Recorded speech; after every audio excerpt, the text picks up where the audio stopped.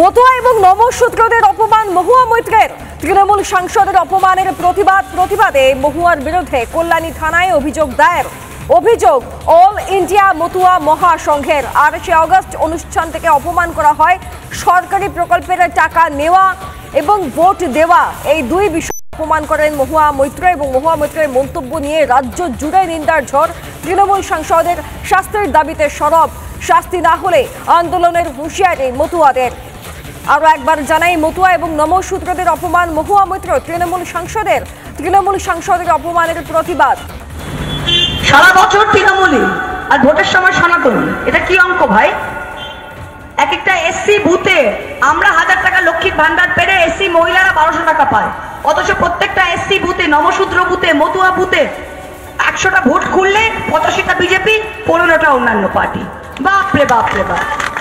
কাদের সময় মমতা, রাস্তার সময় মমতা। কাঠের মালা করে সব তো চলে আসেন ভাই ভাতা নিতে, তখন কি হয়? বাস্তব কথা বলছি, আমি শুনতে খারাপ লাগে, বাস্তব কথা বলছি। আমি যখন কথা বলি সেগুলো খুব টিভি ভিডিও হয়, আমার কিছু জয় আসে না এটা নিয়ে। সত্যি কথা বলছি কি না?